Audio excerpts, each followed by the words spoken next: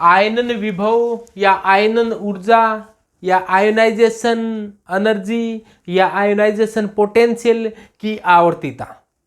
आवर्तीता का मतलब है कि एक आवर्त सारणी में अपने बाएं से दाएं जाएं या फिर ऊपर से नीचे जाएं तो आईपी के मान किस प्रकार से चेंज होते हैं।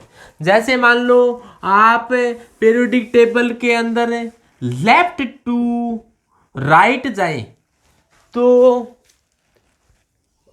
आयनन विभव के मान बढ़ते हैं या घटते हैं, या फिर अपने टॉप टू बॉटम जाएं यानी टी टू बी जाएं, टॉप टू बॉटम जाएं या लेफ्ट टू राइट जाएं तो आयनन विभव के मान किस प्रकार से परिवर्तित होते हैं, इसको कहा जाता है आयनन विभव की आवर्तीता यानी कि पेरियोडिसिटी ऑफ आयोनाइजेशन पोटेंशियल। हम जानते हैं कि लेफ्ट टू राइट जाने पर, जैसे मान लो कि लीना बेचारी बचने के नाम और फंसी, बाएं से दाएं जाने पर आकार के मान में लगातार कमी होती है, लिथियम बड़ा होता है, बेरिलियम छोटा होता है, बोरोन और छोटा होता है, कार्बन बहुत छोटा होता है, नाइट्रोजन कार्बन से भी छोटा होता है, ऑक्सीजन और ही छोटा होता है और फ्लोरीन का आकार काफ़ी छोटा होता है। यानी कि बाएं से दाएं जाने पर आकार के मान में क्या हो रही है, लगातार कमी हो रही है, यानी कि साइज कम हो गया है।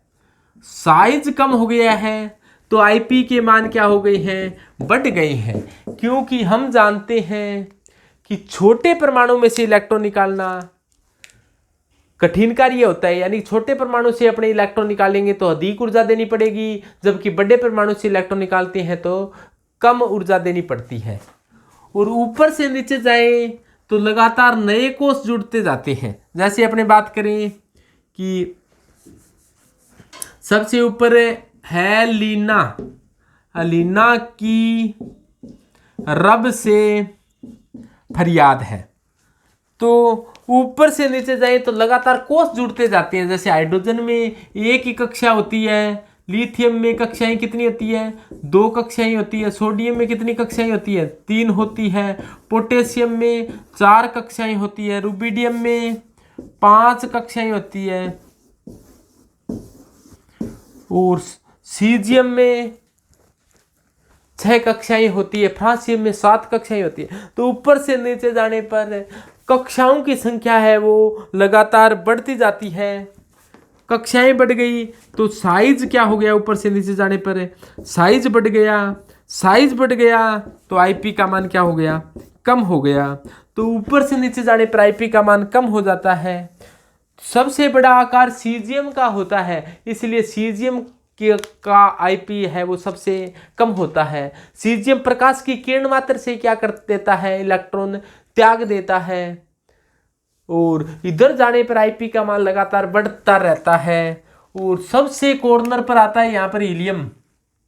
हीलियम का आईपी क्या होता है, सबसे आवर्त सारणी में सबसे अधिक होता है। यानी कि आपसे पूछ ले कि सबसे कम आईपी किसका होता है, सबसे कम आईपी तो होता है सीजियम का, और सबसे अधिक आईपी, सबसे अधिक आयनन विभव या आयोनाइजेशन पोटेंशियल होता है वो होता है फ्लोरीन का।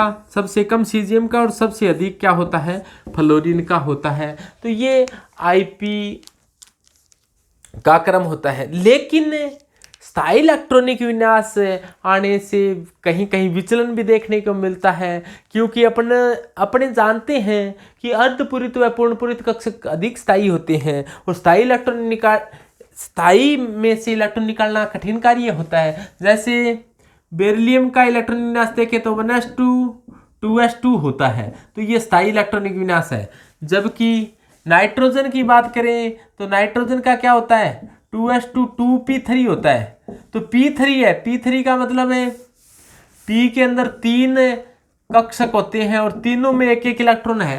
तो ये क्या हो गया, हाफ फील्ड हो गया। हाफ फील्ड है वो क्या होते हैं, मोर स्टेबल होते हैं। मोर स्टेबल है तो आईपी का मान क्या होगा, ज्यादा होगा।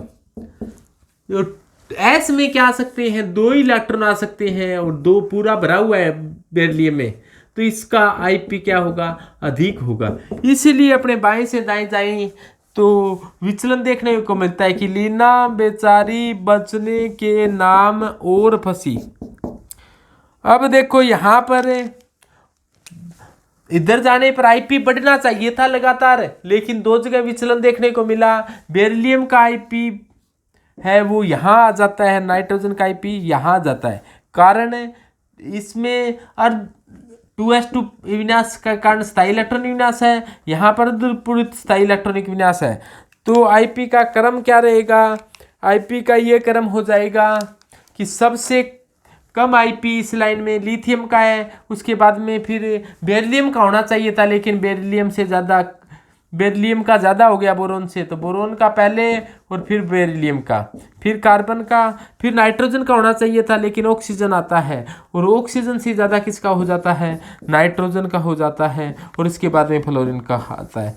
तो नाइट्रोजन और बेरिलियम अपवाद स्वरूप बीच में आगे एक स्टेप आगे बढ़ गए। किस कारण से, क्योंकि half field and full filled orbital होते हैं वो ज़्यादा स्थायी होते हैं, यानी कि आधे भरे हुए और पूरे भरे हुए ज़्यादा स्थायी होते हैं। बस अपने इतना ही ध्यान रखना है कि बाएं से दाएं जाएं तो आकार कम होता है तो आईपी बढ़ता है, ऊपर से नीचे जाएं तो आकार बड़ा होता जाता है, जिससे आईपी के मान कम होते जाते हैं। लेकिन अर्धपूरित व पूर्णपूरित कक्षक आने पर कहीं कहीं विचलन देखने को मिलता है, जैसे बेरिलियम में 2s2 स्थायी इलेक्ट्रॉनिक विन्यास और नाइट्रोजन में 2p3 अर्धपूरित स्थायी इलेक्ट्रॉनिक विन्यास होने के कारण इसके आईपी है वो अपने पड़ोसियों से अधिक होते हैं। पड़ोसियों से अधिक का मतलब है इससे भी ज़्यादा होते हैं, इससे भी ज़्यादा होते हैं। नाइट्रोजन की इससे भी ज़्यादा होते हैं, इससे भी ज़्यादा होता है। तो ये क्रम होता है। इधर जाने पर बढ़ने चाहिए थे, लेकिन ये आने के कारण इससे भी ज़्यादा हो जाता है, तो ये आगे चला जाएगा। तो अर्धपूरित और पूर्णपूरित कक्षक ज़्यादा स्थायी होने के कारण आईपी के मान में वृद्धि हो जाती है।